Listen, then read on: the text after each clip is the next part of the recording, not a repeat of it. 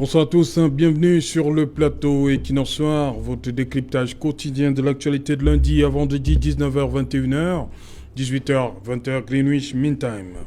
3,6 milliards de francs CFA, c'est le montant débloqué par la Banque africaine de développement pour les études de faisabilité du prolongement du Transcamerounais vers le Tchad. Des études de faisabilité parties pour durer 22 mois verront par la suite le prolongement de ce chemin de fer à partir du terminal ferroviaire de Ngaoundéré pour le sud du Tchad. C'est Camrail qui exploite actuellement le réseau ferroviaire du Cameroun depuis le 1er avril 1999. Dans le cadre du contrat de concession signé avec l'État du Cameroun pour une période de 30 ans. À l'accession de la partie française du Cameroun à l'indépendance, le 1er janvier 1960, le Cameroun dispose de 517 km de voies uniques avec écartement métrique aux courbes serrées et au profil peu facile. La ligne Douala-Yaoundé est construite entre 1908 et 1927. Les Allemands de Douala jusqu'à Ezeka et les Français d'Ezeka à Yaoundé. La ligne Douala-Konsamba sera construite entre 1906 et 1911.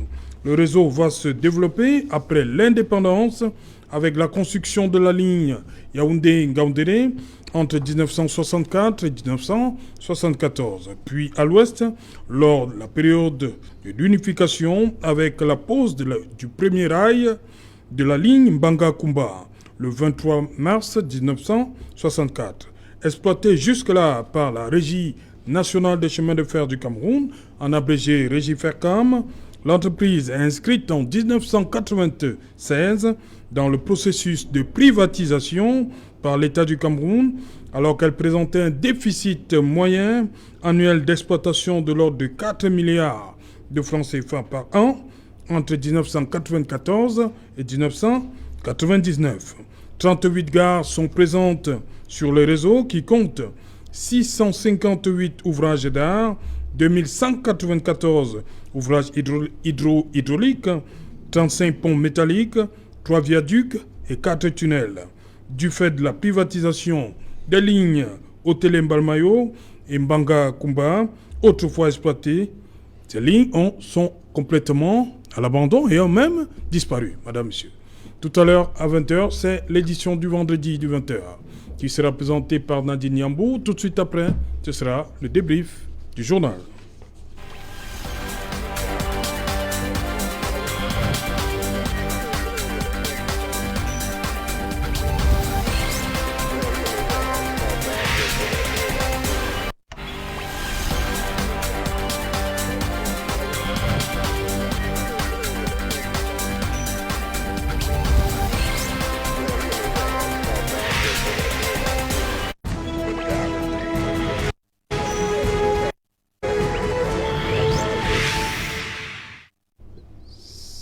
Secteur ferroviaire au Cameroun en panne de développement, c'est une interrogation. Madame, monsieur, pour tenter donc de répondre à cette interrogation, nous avons invité en plateau ce soir Maître Joseph-Claude Biliga. Bonsoir, Maître.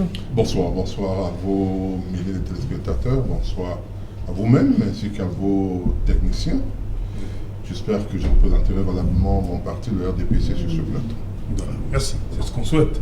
Bonsoir Bernard Tchaï.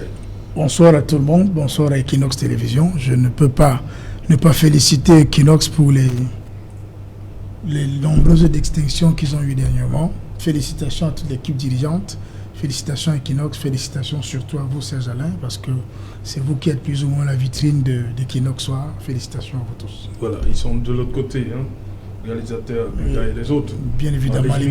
L'équipe Francis Boyom, ouais, ils sont de l'autre côté. Là. Bonsoir Dr Ngoudou Dalvaris.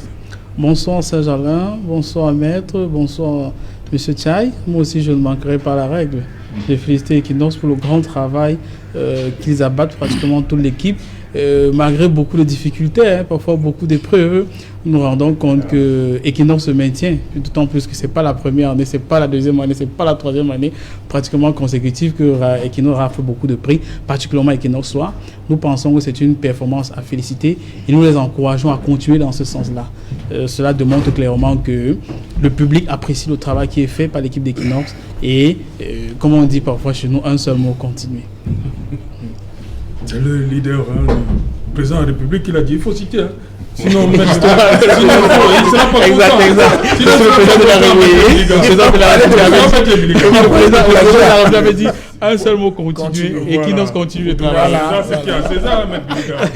Exact. Bonsoir, Manoutak. Bonsoir, Serge-Alain. J'arrive avec quelques petites minutes de retard. Je m'excuse auprès de vos millions d'auditeurs. J'ai cru que j'étais à Bafoussam. Vous savez, à Bafoussam,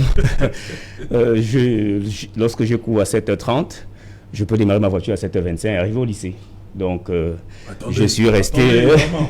Mais si vous êtes à Bamungom, Kamkop, vous n'allez pas démarrer à 25... je vous dis que la route est tellement libre, donc j'ai cru que j'étais... 5 minutes, lorsque la route est libre, lorsque la route est ouverte. Vous pouvez partir de Kamkop pour le lycée classique en 5 minutes, donc... Je me suis dit que j'étais à Bafoussam, donc les embouteillages de Douala m'ont coincé pratiquement. Et je remercie mon frère Sufé Etienne qui m'a accompagné ici avec sa moto. Et on a bravé beaucoup d'obstacles pour arriver là. Donc bonsoir à vos millions d'auditeurs, je suis fier d'être là. C'est Jeanne. Merci à vous. Maître Joseph-Claude Piligan, on va commencer par cette actualité. Le 21 octobre dernier, actualité certes triste, 2016, hein, il y a eu cette catastrophe ferroviaire, le train 152 n'est pas arrivé à Douala, parce que la route au niveau de Magnaï était coupée, tout le monde s'est rabattu du côté du chemin de fer et on a eu ce malheureux incident. Le train qui faisait la ligne Douala-Yaoundé, qu'on appelait Intercity, ce n'est qu'hier que, on a vu le ministre des Transports repartir, venir pour inaugurer. 5 ans quand même, c'est énorme. C'était quoi le véritable problème? Je pense que le ministre a expliqué la raison pour laquelle on n'a pas pu reprendre. Il était question qu'on s'assure que les voies, les rails ont été, je veux dire, que les rails pourraient supporter un peu, pourraient supporter le trafic, que les wagons, les voitures qu'on avait acquises, les voitures acquises des Chinois par exemple, que les voitures qu'on devait utiliser devaient être adaptées au rail, etc. Je pense qu'on a besoin de prendre des mesures de précaution pour pouvoir permettre que cette voie, que ça reprenne. Il faut également noter que parfois, lorsqu'il y a un traumatisme comme celui-là, et on a parfois peur de prendre le même train, parce qu'il s'est dit beaucoup de choses sur les rails, sur le conducteur de cette locomotive, sur les circonstances, avec le rajout des wagons, etc. Donc tout cela, je pense que ça a dû traumatiser certaines personnes. On s'est dit, mais pourquoi ne pas attendre un peu avant de prendre la route? Moi, j'ai eu 5 ans quand même, c'est énorme. Moi, je pense que c'est quand même un peu beaucoup, mais je pense que mieux vaut prendre de recul, des précautions que de se précipiter. Moi, j'ai eu l'occasion de m'y rendre juste après cet accident, parce que j'étais dans un mouvement et nous sommes partis aider les autres, c'est-à-dire aider les personnes là-bas. J'ai vu le wagon au niveau encore couché, on a pu interroger, on a été reçus par les autorités, nous avons eu à discuter de ça pendant longtemps. Et je pense que c'est un événement assez triste dans l'histoire de ferroviaire dans notre pays. Et le souhait de tous, c'est que cela ne se réalise plus jamais. Et cela passe par le renforcement naturellement des mesures de sécurité, notamment au niveau de rail. Pour cette raison que je suis un peu content que il y avait un mouvement d'humeur qui avait lieu très régulièrement, je crois, entre 2012 et 2011. 2017. Oui, avec ce mouvement sur d'une entreprise qui était chargée du maintien, de la maintenance, je veux dire, de l'équipement. rails. 2012, ouais. Voilà, 2012, voilà. Et par la suite, on a diversifié. Voilà, on a ouvert ce marché à la concurrence. Aujourd'hui, il y a 4 entreprises qui s'assurent de la maintenance des rails et je pense que nous pensons que cela va permettre qu'il y ait plus ce genre de choses. Et je profite de ça pour m'incliner sur la mémoire de 2 dames, Madame Igniem, 2 sœurs qui traversaient au niveau de Macaque le passage à niveau. Ce jour-là? Non, ça fait moins de 2 mois. Et qui ont été happés par un train, ça fait moins de 2 mois. Et vous vous souvenez très bien. À Macaque, elles habitaient Yaoundé, elles sont venues dans leur village. Et moi, je pense que ces genres d'accidents, même comme ça arrive un peu partout par le monde, on doit pouvoir les éviter. Les passages à niveau. C'est pour cette raison que je salue, par exemple, ce qui se passe au niveau de passage à niveau de Yassa, de Niala, il y a des gardiens de vigile qui sont là et qui essaient autant que faire se peut d'éviter que ce genre de catastrophe n'intervienne, c'est-à-dire qu'une personne s'engage au niveau de passage à niveau alors que le train est en train de passer, à annoncer. Voilà. Ok.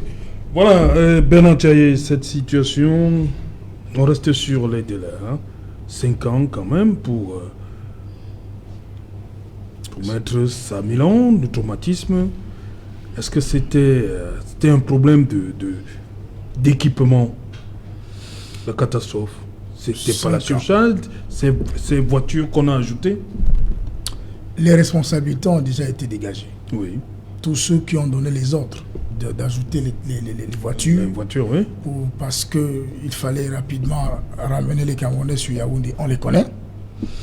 Maintenant, 5 ans après, Serge Alain, il faut être honnête, je veux bien reprendre les paroles de Maître qui a dit tantôt que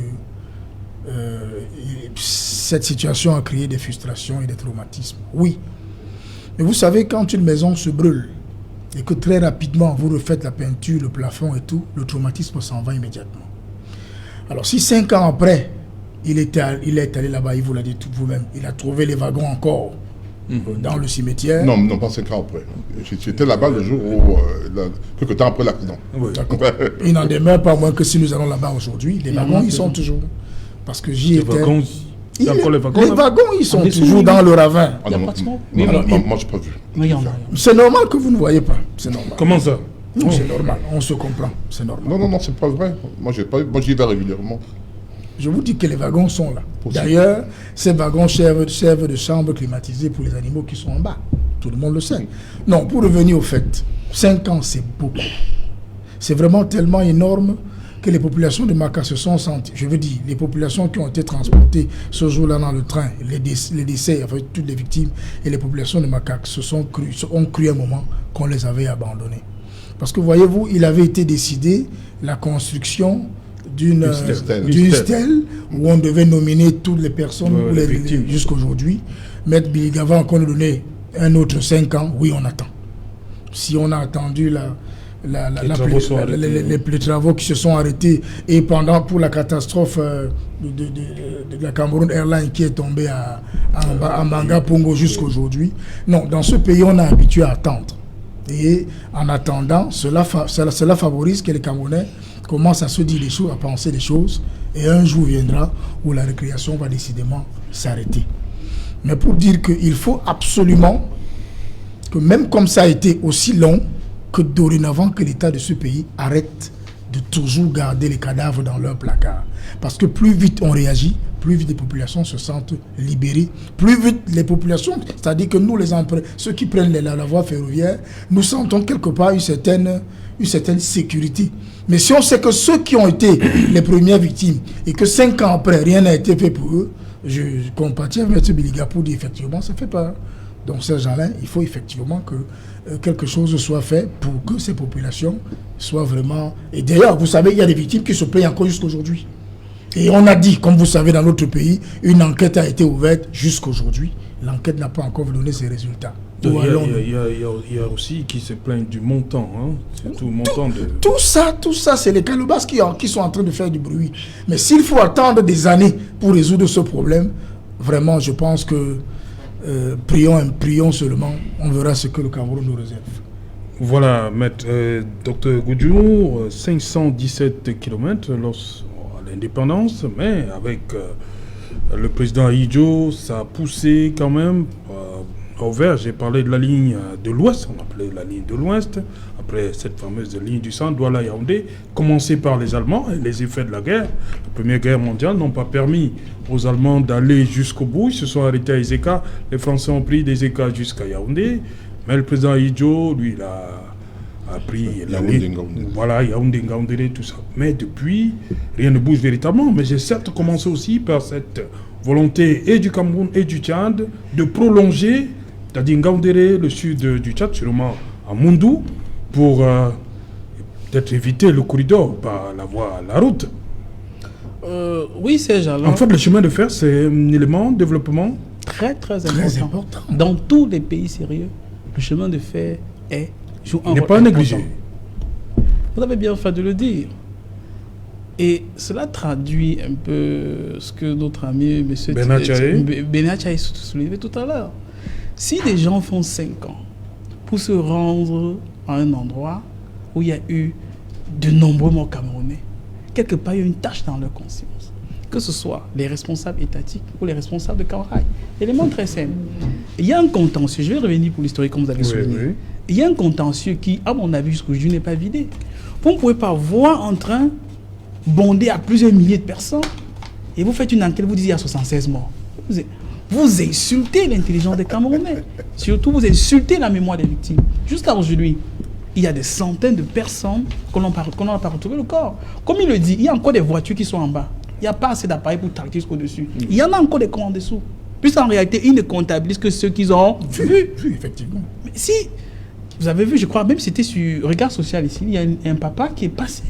Il attend toujours de faire le deuil de son épouse. Mais nous, Africains, on fait difficilement le deuil quand on n'a pas vu le corps. Vous dites que son épouse, elle était là à l'intérieur. Je veux dire, l'État et les responsables de Camraille, à mon avis, ont une tâche sur la conscience. D'abord au niveau de l'enquête. Il y a un contentieux là. On ne peut le nier, on peut mettre la terre dessus, mais cela existe. Là, c'est d'eux. Maintenant, comme il a bien dit, on dit qu'on doit faire une stèle. Une stèle coûte combien? Au moins en mémoire des victimes. Pour que 5 ans plus tard, on ne parvient pas à le faire. Au-delà, même s'il faut maintenant faire la stèle, quel nom devons-nous mettre sur les stèles quand nous refusons même de comptabiliser le nombre exactement? Puisque nous voulons éviter de porter le grand record du plus grand scandale, c'est pas le plus grand accident ferroviaire de la planète. Moi, je pense que c'est un aspect qu'on est en train d'éviter. Au-delà de ça, tout à l'heure, notre ami Maître Biliga a parlé de voir si la qualité des rails peut supporter. Moi, ça en fait rire. Nous avons, vous avez bien fait souligner dans vos propos liminaires, nous avons l'écartement métrique pour les rails de 1000, c'est métrique pratiquement, c'est-à-dire 1000 mm, c'est-à-dire c'est un seul mètre. Ça, ce sont les plus anciens du monde. Oui. Dans la plupart des pays sérieux, l'écartement, c'est autour de 1435 mm. Vous ne pouvez pas avoir ça. C'est le même qu'on utilise. Est-ce qu'on a changé les rails là? Non. On n'a pas changé. Et justement, ça renvoie à votre question principale. En 1904, les Allemands ont commencé à travailler pour doter le Cameroun des infrastructures ferroviaires dignes de ce nom. Comme vous l'avez bien dit, la guerre est venue et le Cameroun a été victime de beaucoup de choses parce que beaucoup de nos difficultés aujourd'hui sont liées à la guerre que l'Allemagne a perdue. Je vous vois venir. Exact. Avec la SDN, avec Cameroun anglophone, francophone, c'est pas quoi. C'est pas là le débat. En 1947, la régie FECAM est créée. Et comme vous avez bien dit, au début des indépendances, entre guillemets, nous disposons de 517 km. De 1960 jusqu'à très récemment, je veux dire, pratiquement quand Camraille reprend régie FECAM pour changer le nom et tout le reste, nous disposons d'environ 1025 km. En d'autres termes, le gouvernement camerounais avait les grandes difficultés avec, je ne sais pas quoi, la dévaluation, tous ces plans d'instruments structurels, a quand même pu construire jusqu'à presque 500 km de plus. Camraille vient prendre cela en 1999. Avec c'est vrai, la concession sur 30 ans, avec un cahier de charges clair. Il y a au moins 3 points qui retiennent mon attention. Il y a la maintenance, il y a la rénovation, il y a la construction. De 1999 à aujourd'hui, 2021, c'est-à-dire plus de 20 ans plus tard, est-ce que Camraille a construit... Il reste quelques années seulement. La concession finira. Est-ce que Camraille a construit un seul centimètre de rail nouveau? Non. Mais le pire, c'est pas là. Le pire, justement, qu'ils se sont attelés à détruire même une partie du réseau ferroviaire. jusqu'à Obala, Mbanga Konsamba. C'est un peu trop fort. Non, c'est pas C'est-à-dire qu'on n'exploite plus. Non, c'est pas ça. Moi, je vous le dis, moi j'ai fait au lycée bilingue en Konsamba. Oui. Des gens ont pris le temps d'arracher les rails, de les vendre comme ferraille. Ça veut dire qu'il y a des tronçons qui n'existent pas. Ça, c'est du fait de Camrail? Je peux pas vous dire. Dites bien. Mais quand vous avez les gens ont pris. Oui, le compte.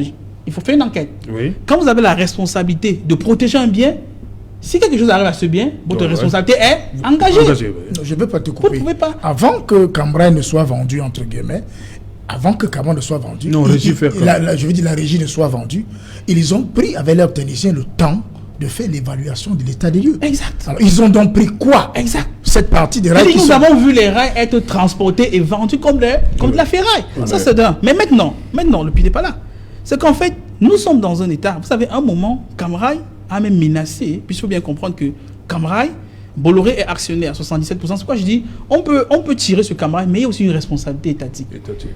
Camrail, c'est quoi? Bolloré actionnaire à un peu plus de 77%, je crois 77,5%. L'État du Cameroun actionnaire à 13,5%. Il y a ce quoi? Les gars du bois ici, là. Il y a Tangri. Il y a même Total aussi. Tangri qui est du bois. Très bien. Et Total. Oui. Très bien. Et il y a la responsabilité qui est engagée de côté. Pourquoi? Parce que des personnes qui ont d'abord contribué à brader ce patrimoine, quelles sont les conclusions qui les ont amenées à cela? Puisque Camrail fait des bénéfices exponentiels. Tu parles. Le pire, c'est pas là. Le pire, c'est que eux, ils sont menacés. Je dis, à l'époque, moi, j'ai travaillé dans un établissement où j'avais la responsabilité d'aller sur le terrain pratiquement partout au Cameroun. Donc, je prenais pratiquement ce chemin tous les jours. Et vous savez qu'à un moment, Camrail menaçait de ne plus transporter les passagers. Parce que le fret donnait plus d'argent. Ça veut dire, ils ne veulent même plus respecter il a fallu qu'on frappe la main sur la table. Parce qu'ils transportaient le pétrole, ils transportaient le métaux, le bois et tout le reste. Les Camerounais, ça ne vaut plus rien. Maintenant, vous avez soulevé la première question sur la catastrophe des écarts. Vous savez que quand il y a eu la catastrophe, en 2016, Camrail transportait en termes de personnes 1,6 million de personnes. Bon chiffre d'affaires. Mais du fait justement de la catastrophe, il y a une phobie des Camerounais. Justement, il fait que, c'était pas aussi c'était pas praticable. Il y a une chute de trafic jusqu'à un peu plus de 860 000 personnes. Est-ce que vous savez que quand il y a le déficit, en ce qui concerne le nombre de passagers, l'État du Cameroun est tenu de payer Camrail? Je crois aujourd'hui, l'État doit autour de 15 milliards. Ça veut dire que c'est pas sérieux. Ça veut dire quoi? Camrail participe au profit, il n'y a pas de problème. Mais quand il y a une difficulté liée à leur responsabilité, pourquoi je dis à leur responsabilité? Pourquoi? Parce que quand il y a l'accident, la responsabilité de Camrail est engagée. Premièrement, est-ce que le matériel est vétuste? C'est quand même de votre fait. Le matériel est mal entretenu, c'est quand même de votre fait. Mais maintenant, quand il faut gérer les pertes, l'État du Cameroun doit mettre la main à la poche pour compenser cela. Je dis pour moi, je pense que nous sommes dans un jeu de dupes où certains Camerounais ont participé à brader le patrimoine national. Mais comme je le dis parfois, nous pouvons participer à faire le mal à la nation parce que nous allons avoir quelques billets de banque. Mais tôt ou tard, cela nous rattrape parce que, plus ou moins, moi j'ai des amis qui étaient dans ce train-là. C'est vrai, Dieu merci, ils sont sortis juste blessés. Ça veut dire que vous et nous, tous qui sommes ici, on pouvait perdre des personnes là-dedans. Il y en a même qui ont perdu des proches. Toujours est-il que si nous prenons une décision qui est mauvaise, un jour ou l'autre, ça peut nous toucher directement, ça peut toucher un de nos proches. Voilà, à Manotak, je vous pose la question principale, le secteur ferroviaire. Lorsque vous l'observez aujourd'hui, il faut qu'on s'arrime, hein. Le Cameroun est en retard pour vous? Beaucoup de choses restent à faire? Retard, c'est peu dire, c'est déjà là. Nous sommes encore au niveau du Moyen-Âge. Parce que lorsque vous voyez l'évolution dans des pays comme l'Éthiopie, dans des pays comme le Nigeria, dans des pays même comme le Sénégal, vous vous demandez comment est-ce qu'on a fait pour arriver là. Je ne voudrais pas revenir sur ce que les autres panélistes ont déjà dit. Ils ont dressé un bilan assez dramatique et nuageux du secteur ferroviaire dans notre pays. Toujours est-il que nous sommes là en face d'un des pans de l'échec du système en place, de l'échec du RDPC. Je suis surpris de voir certains panélistes se plaindre de la façon dont Camrail est géré, se plaindre du fait que Camrail ait voulu à un moment donné préférer le fret aux passagers. Mais lorsqu'on a vendu, on a vendu. Vous ne pouvez pas décider de tout brader, comme l'a dit notre panéliste, de tout vendre, de tout sacrifier, et puis revenir après pleurnicher. Je dis simplement que le secteur ferroviaire est comme les autres secteurs. C'est comme l'éducation nationale, c'est comme l'économie, c'est comme l'université, c'est comme la société en général. C'est l'échec. C'est l'échec du système en place, c'est l'échec du RDPC. Et c'est la raison pour laquelle j'invite les Camerounais d'ailleurs à lire notre programme, le programme politique du MRC, parce que nous avons tout un pan de ce programme-là réservé au développement du transport. Nous avons pris conscience, nous savons que sans le transport, sans l'amélioration des voies de communication, que ce soit le rail, le secteur terrestre ou l'aéroport, on ne peut pas véritablement arriver à l'émergence dont on souhaite tant. Donc, je ne veux pas dire reprendre ce que les autres panélistes ont dit. L'échec est là. Lorsque vous voyez des images, vous voyez comment les Sénégalais ironisent par rapport à ce truc préhistorique que des députés, des ministres se sont mis sur le 31 pour aller inaugurer, je crois que c'était à Ezeka, je ne sais pas si c'était à Ezeka, on dit le train de l'Intercity. Ils sont allés inaugurer.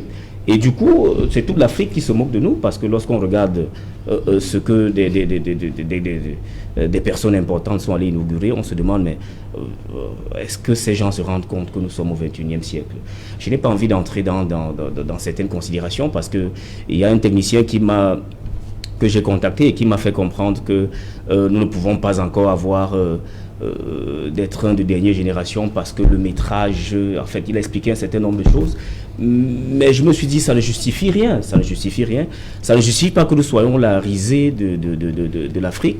Lorsqu'on regarde les images qui nous viennent d'Éthiopie, des images qui nous viennent du Nigeria, celles qui nous viennent du Sénégal, on se dit, bon, le RDPC a atteint un niveau de saturation. Ils ne peuvent plus rien parce que Serge Alain, lorsque vous parcourez le Cameroun, nous avons un énorme potentiel.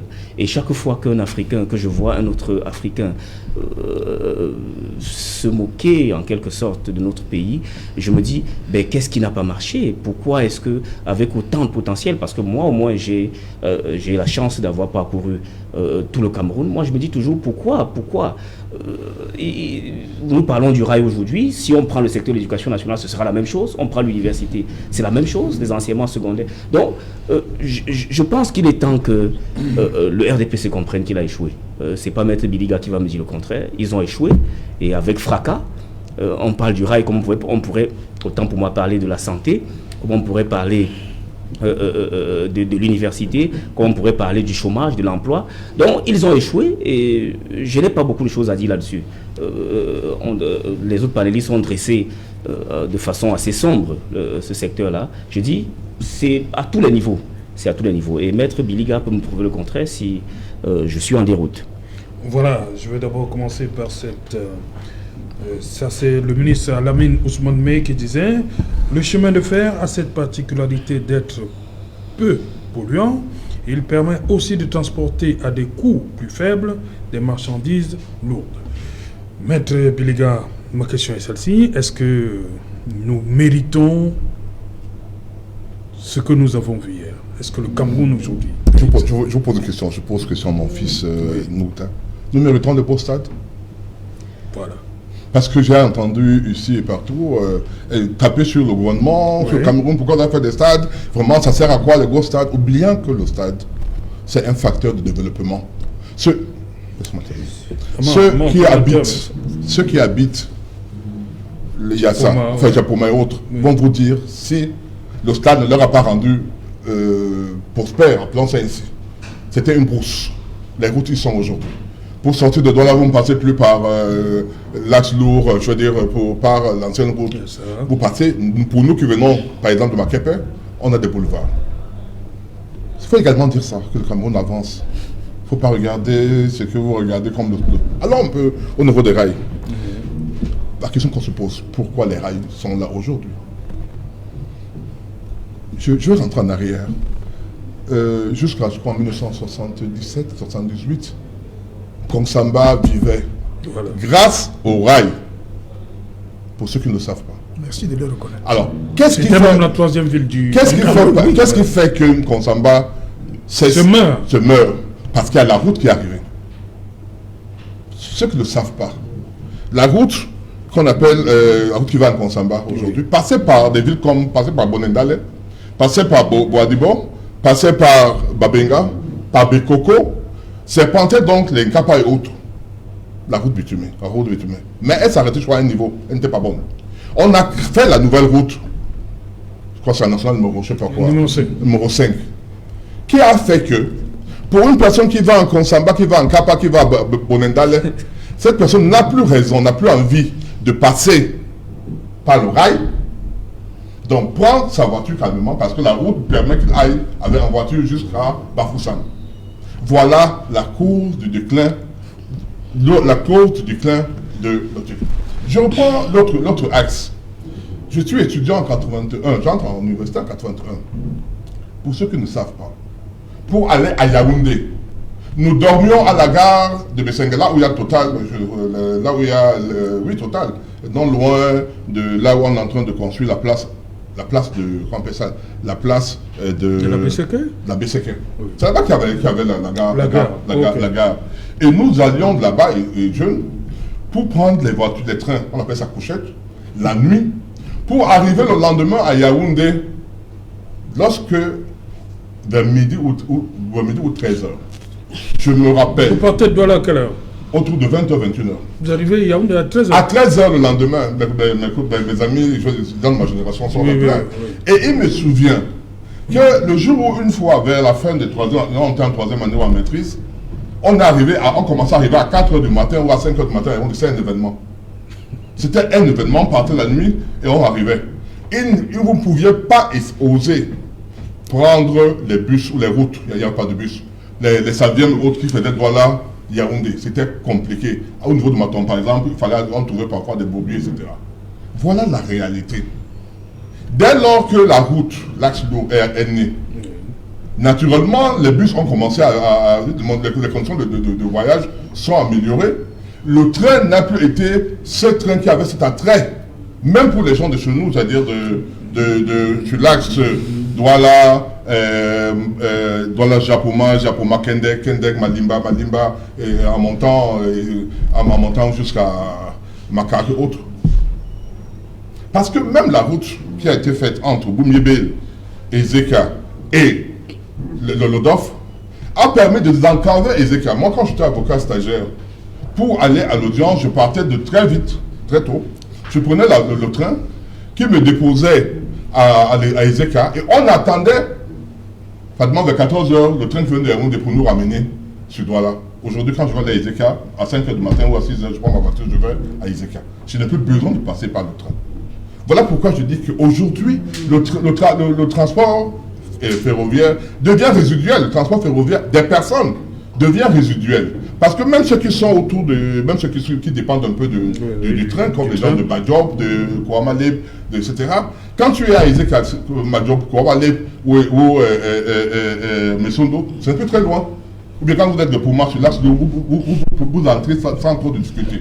Voilà l'une des raisons pour lesquelles la route, je veux dire le train, le transport ferroviaire a été négligé. Je ne dis pas qu'elle a été négligée, mais c'est l'une des causes pour lesquelles ça s'est arrêté. Oui. Il y a eu l'axe, comment on appelle ça, Baga Kumba qu'on a remis en route parce que le Gamon Baga Kumba est, compte tenu de l'état de la route, c'est difficile d'y aller, donc on met le train. Donc je ne justifie rien.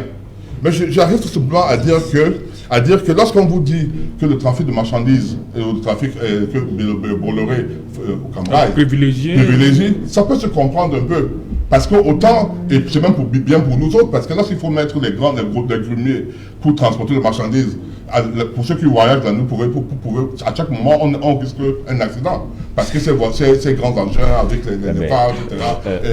Donc c'est mieux donc d'être transporté. Si vous pouvez me laisser continuer. C'est vous qui voulez prendre le pouvoir et vous êtes incapable de suivre quelqu'un parler sur vous. C'est vrai, mais arrêtez. Lorsque vous voulez prendre le pouvoir, essayez d'apprendre des trucs élémentaires. Écoutez, l'écoute, sans réagir. Merci. Donc je voudrais donc dire que voilà donc ce que je voulais dire. Okay. Et je termine en disant que le voyage du ministre, on l'a bien dit, c'est un voyage d'essai. Ouais. C'est un voyage d'essai. Rien n'indique que rien ne va s'améliorer au niveau même des marchands. Parce que lorsque vous savez bien qu'il y a des commandes qui ont été faites, beaucoup de commandes et de trains, c'est-à-dire de voitures comme ils appellent, et de locomotives de dernière génération. il restera peut-être le problème. Certains voudraient voir... Ils sont adaptés à nos rails, là. Oui, les gens aimeraient voir les trains à grande vitesse qui vont faire Douala, Yaoundé à 1h30. Ça viendra bien un jour. Ça viendra bien un jour, mais le pays que vous avez cité comme référence, Sénégal et autres, interrogez-vous. On va vous dire que ces machines ne fonctionnent pas. Tu peux me tromper, oui, tu peux me tromper. Tu peux me tromper. Et lorsque vous prenez des exemples du Sénégal, ne vous arrêtez pas au train. Dites qu'il y a combien de morts. On devrait s'arrêter à la démocratie aussi. Combien de morts lorsqu'on a arrêté. À la démocratie aussi. Oui. Il y a eu combien de morts. À l'alternance au pouvoir. On devrait s'arrêter aussi au niveau de l'éducation, de la diplomatie. Vous me laissez parler. Allez-y, bête. Non, mais c'est cette éducation que vous faites à vos enfants. Non, allez-y. J'ai bien peur. Moi, je vous donnerai plus jamais mon enfant à être formé. Oh là là. Donc, allez-y. Je dis donc que lorsque vous faites la comparaison, moi j'aime beaucoup faire vos comparaisons, je ris. Parce que je peux vous donner des comparaisons. Vous allez me dire que non, des gars ont fait la comparaison avec les pays. Il y a eu 167 morts aujourd'hui, je crois, ou bien une centaine de morts à Israël aujourd'hui. Vous le savez? Vous le savez? Mais c'était pas le même coup, ça. Non. Est-ce qu'il y a eu de morts? On est toujours en train de crier des choses. Est-ce que c'est au Cameroun? Non, c'est une bousculade, mais... C'était au Cameroun, vous n'aurez pas dit qu'on n'a pas pris.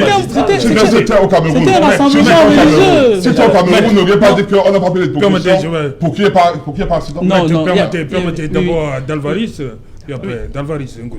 Oui, et tout en respectant le point de vue de mon aîné Maître Biga, je suis extrêmement surpris parce que ce qu'il cite est totalement contre la réalité.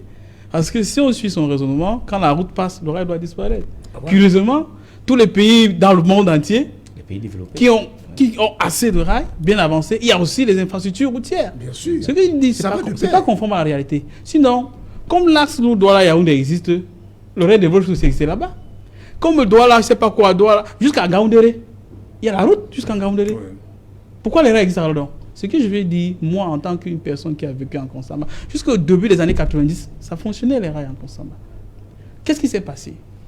Une des variables explicatives, c'est que, et il faut bien comprendre, une des grandes difficultés, c'est qu'en fait, nous avons les voies métriques, comme je disais, ce sont les voies métriques à un seul sens.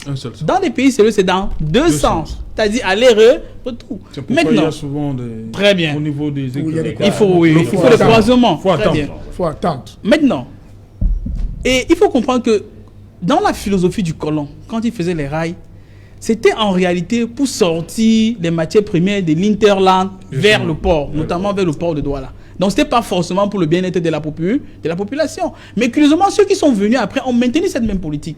Et c'est une des variables qui explique que dans certaines localités, notamment Konsamba, que les rails existent. Pourquoi? Parce qu'en fait, il y a eu la crise liée aux produits café, cacao, qui, une bonne partie, était transportée par rail. Quand les plantations ne fonctionnaient plus, quand les coûts ont chuté sur le marché international, les planteurs, pour la plupart, se sont découragés. Il n'y avait plus une grande quantité pour transporter. C'est ce qui explique ça. Ce n'est pas parce qu'il y a la route. Au contraire, la route encourage. Pourquoi? Parce que la population camerounaise croit même, en fait. C'est même la raison pour laquelle je crois que le ministre va inaugurer ce train express. Est-ce que la quantité de marchandises transportables par route peut être équivalente? Très bien, à ce du train. Et le coût de revient même. Le coût de revient est extrêmement... Le train... Vous parlez du transport des marchandises, je parle du transport des voyageurs. Donc vous pensez que c'est... Non. Je vous prends des exemples bien précis. Non. Moi, j'avais l'obligation de prendre le train pour aller à l'audience. Mais ce que vous dites n'est pas réel.